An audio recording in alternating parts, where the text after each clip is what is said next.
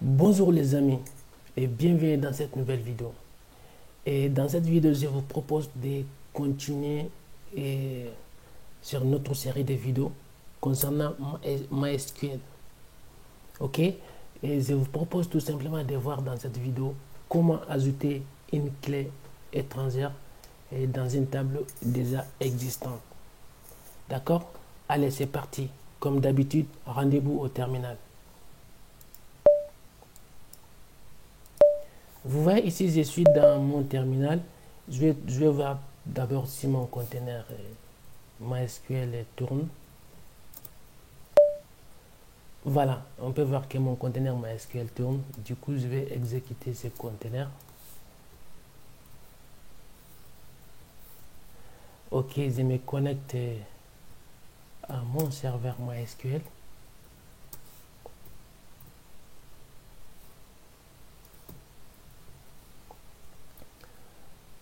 Ok, je vais voir quelles sont les bases de données disponibles.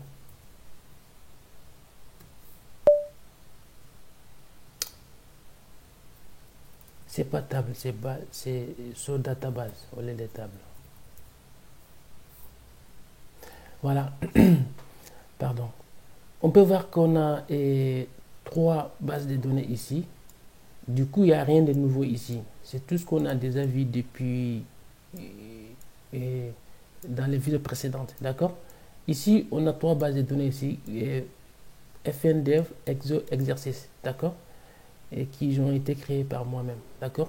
Les autres bases de données ici que vous voyez, ce sont les bases de données qui viennent avec MySQL. Ok? Pour l'exemple de cette vidéo, je vais rester sur exercice. C'est-à-dire, je vais utiliser la base de données exercice. Ok. Pour utiliser une base de données, on va dire exercice use. Et on va dire use exercice. Voilà, on va dire use et ensuite on donne le nom de la base de données. Les amis, il n'y a rien de... Si vous avez regardé mes anciennes vidéos, il n'y a rien de nouveau ici pour l'instant. On peut voir ici, ils disent database changed. Voilà. Du coup, on est sur cette base de données. Maintenant, on va faire sortable. Voilà, on peut voir dans cette base de données, on a une table qui s'appelle user. D'accord? Je vais décrire cette table. Voilà, on peut voir cette table user, on a trois colonnes. ID, name et email. D'accord? Et moi, c'est que, comme j'ai dit, depuis le début de cette vidéo, il n'y a rien de nouveau. D'accord? C'est tout ce qu'on avait dans les vidéos précédentes. Voilà. Ici, maintenant, ce que je vous propose, c'est d'ajouter ici une clé étrangère. D'accord? Et une clé étrangère, c'est quoi? Attends, je vais vous expliquer tout ça en détail. J'ouvre mon navigateur. Ok, je vais me rendre à l'adresse draw.io. Ok. Suppose, on va dire ici, ça c'est notre table user. D'accord? Il y a trois colonnes qui est ID, name et quoi d'autre? Email. Voilà, il y a email aussi. Attends, je vais agrandir ça. Je vais agrandir. Voilà. Ok, je suis sûr que vous voyez maintenant clairement.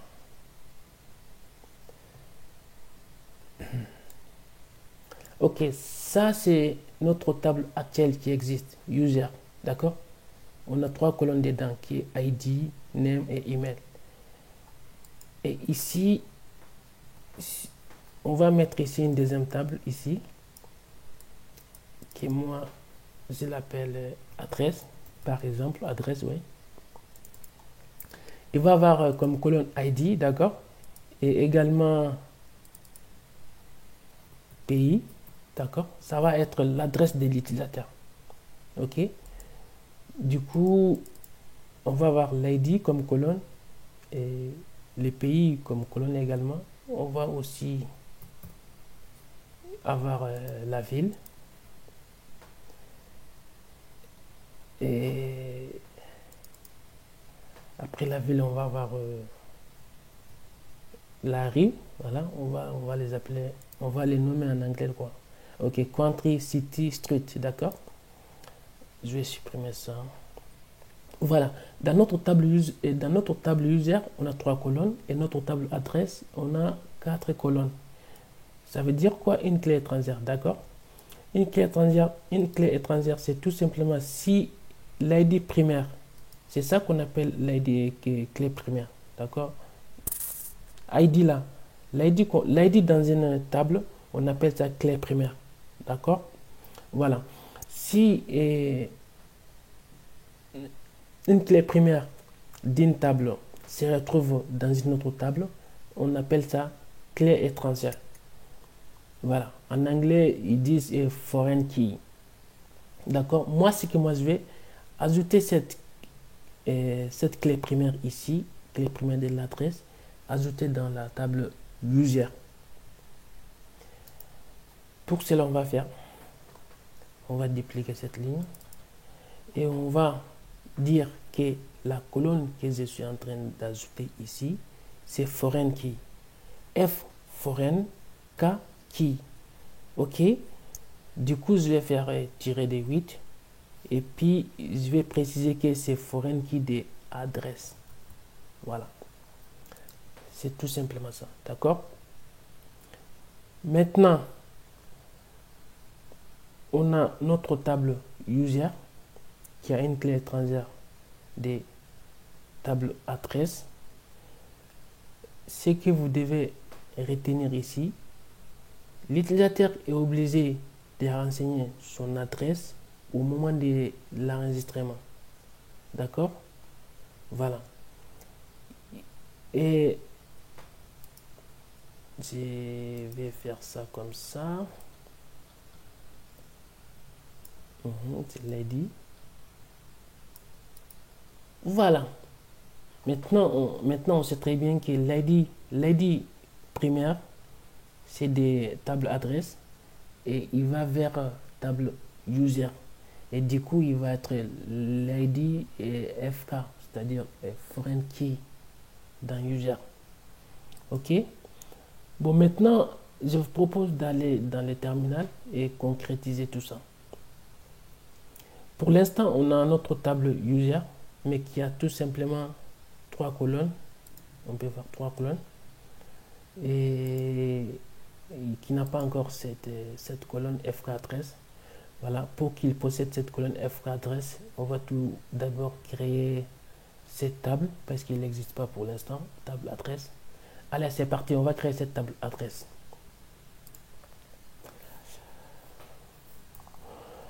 Ok, pour créer une table, une fois encore, il n'y a pas de nouveau ici. On a déjà vu tout ça dans nos anciennes vidéos. D'accord? Pour, pardon, pas alter. Mamma mia, j'ai fait pas alter. Pour créer une table, c'est create table. Create table. Et ensuite, on donne le nom de notre table. Ici, moi, je vais tout simplement l'appeler adresse. Et ensuite, on va donner les colonnes, d'accord? Entre parenthèses, on va donner les colonnes. On a bien dit que il va avoir une colonne qui s'appelle ID. C'est ce qui est dit ici, ID. Et cette ID, c'est tout simplement la clé primaire de notre table adresse. Du coup, on va dire ID qui est integer. Voilà, pour dire integer, on dit int. Ok, ça veut dire integer, un entier. Ok, et on a dit que c'est une clé primaire, donc on va dire primary key. Et aussi, ça ne peut pas être nul. Nul, ça veut dire quoi? Ça veut dire que ça doit être renseigné obligatoirement. Voilà, pour cela, on va dire not nul. Et ensuite, on ne veut pas qu'à chaque enregistrement, nous-mêmes, nous mettons l'ID. On veut qu'il soit auto-incrémenté. Ça veut dire quoi? Ça veut dire si on enregistre une ligne, maintenant là, on va dire ça c'est ligne in, d'accord? Et on va ajouter encore une deuxième ligne. d'accord, l'ID va passer à D automatiquement, d'accord. Et si on ajoute troisième ligne, l'ID va passer à 3 automatiquement.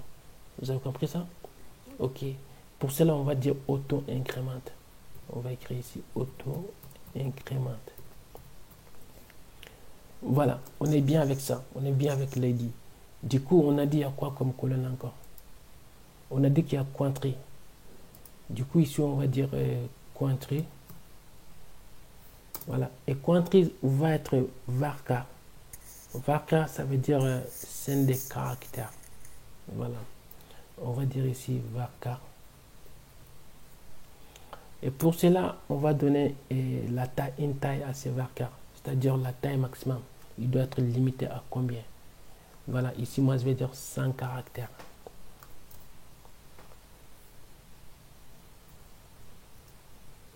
On va dire 100. On va dire 100 caractères. OK? Mais est-ce qu'il peut être nul? Comme j'ai dit nul, ça veut dire que c'est pas obligatoire de renseigner. Mais du coup, il ne peut pas être nul. C'est obligatoire de renseigner. OK? On va dire not nul. Voilà. Et ensuite, on a quoi encore? On a city. City, ça va être quoi? Ça va être également varchar.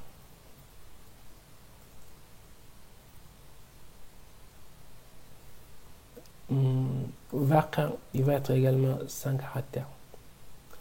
C'est not nul également. Ensuite, on a quoi? On a street, la rue, d'accord? Et il va être également varchar.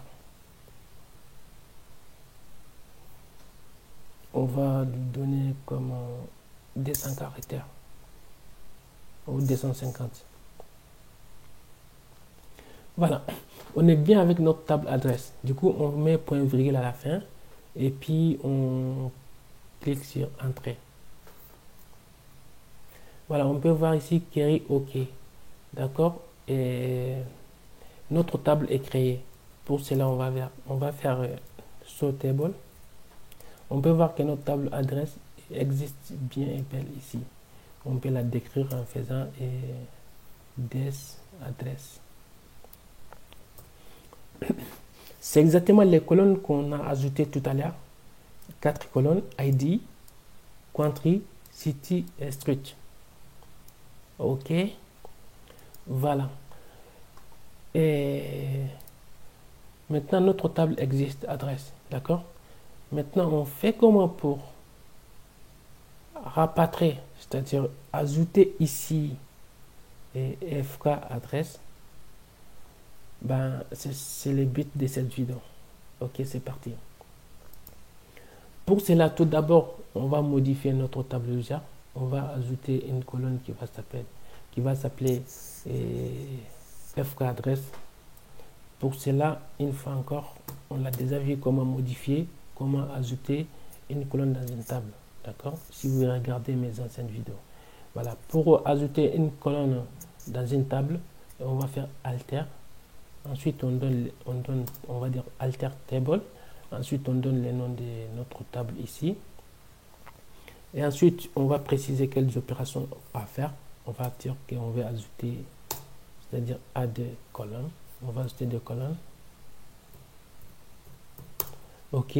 Mais maintenant, on va donner le nom de notre colonne. Voilà, notre colonne s'appelle comment? Du coup, moi, je vais l'appeler. On a dit qu'il va s'appeler FK adresse ici. D'accord?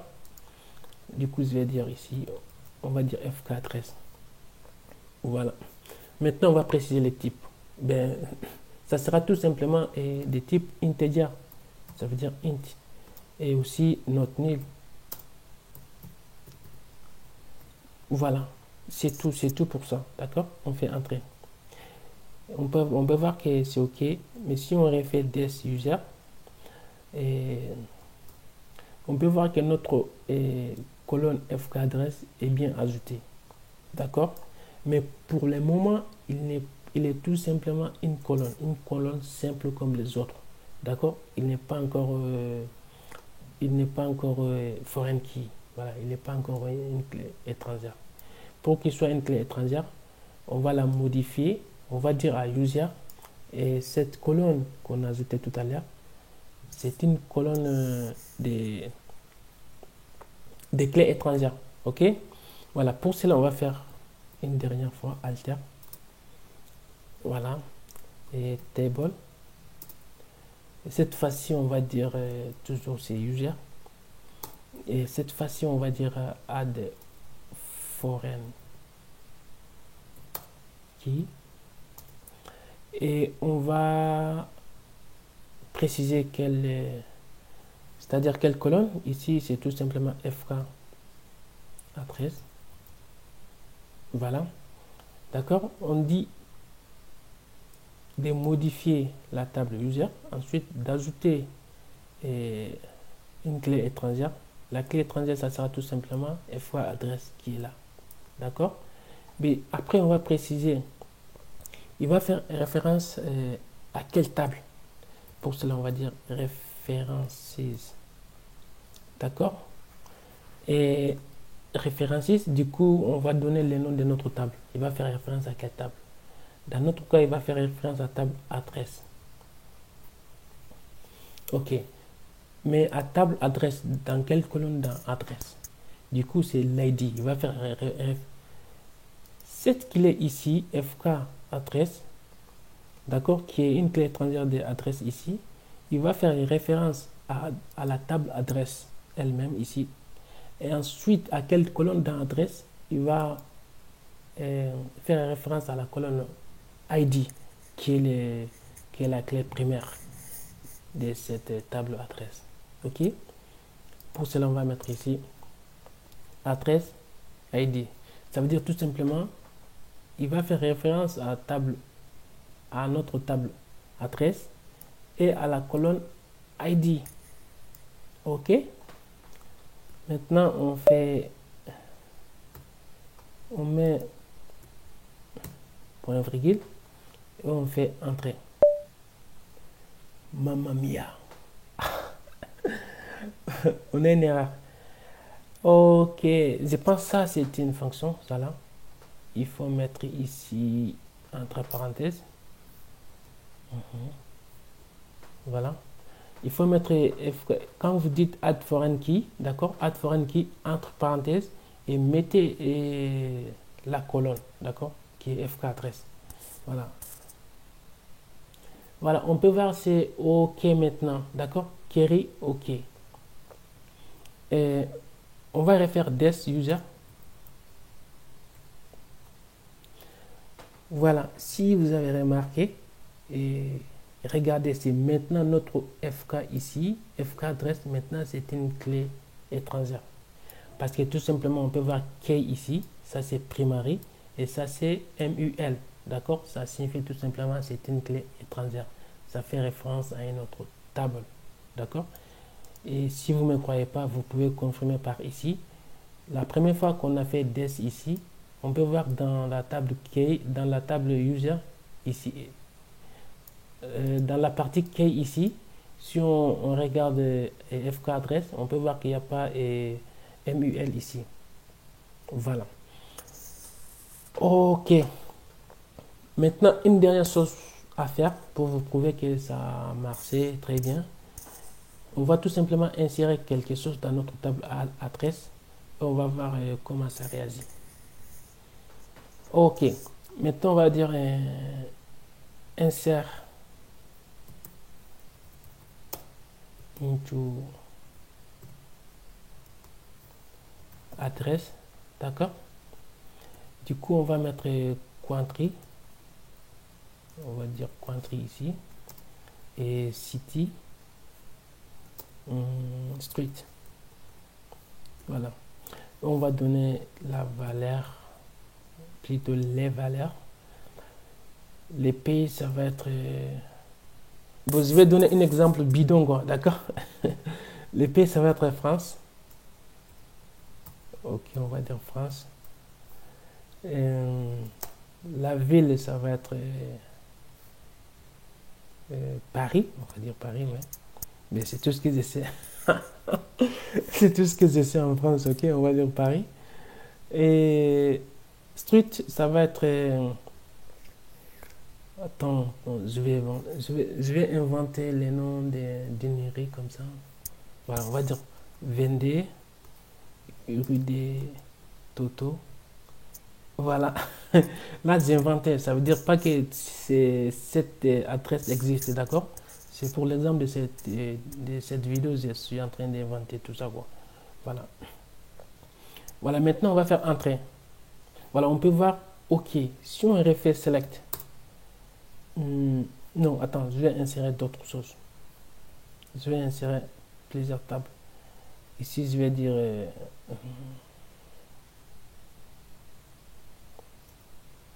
on va dire Toulouse.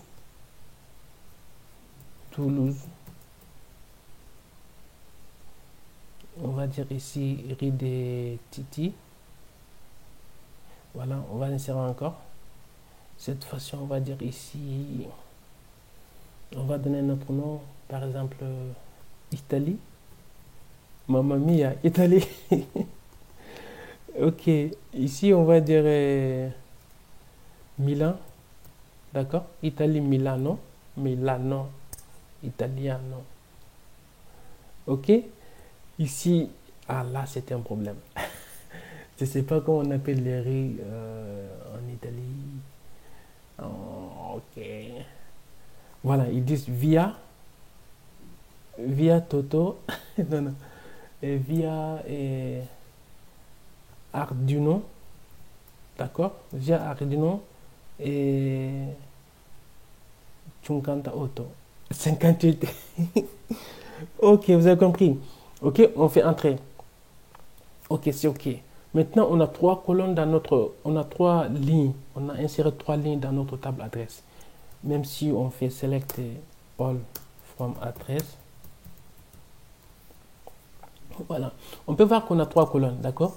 Les deux colonnes, ce sont des adresses en France. Et la troisième, et les deux lignes, ce sont des adresses en France. La troisième ligne, c'est tout simplement une adresse qui est ici en Italie. Ok? Maintenant, essayons d'insérer quelque chose dans notre table user. Ce qui va faire dans notre table user, au moins de l'enregistrement de notre table user, nous serons obligés de sélectionner une adresse parmi toutes ces adresses ici. Voilà. Juste en précisant l'ID. Mais je vais vous montrer comment le faire. Tout d'abord, on fait des encore pour voir clairement les choses. Voilà, on va dire insert into, cette fois-ci c'est user. Bon, on va voir ici qu'il n'y a rien. Pour l'instant, il n'y a rien dans user. Non, je préfère mettre les choses au clair. D'accord? Voilà, on peut voir ici qu'il n'y a rien. Empty set. Ça veut dire qu'il n'y a rien dans notre table user pour l'instant. Voilà. Cette fois-ci, je vais faire insert into user. Ok? Et du coup, name. Du coup, le nom de notre utilisateur. Et l'adresse email de notre utilisateur. Et également FK adresse qui est obligatoire à renseigner. D'accord? Ici, on va dire value.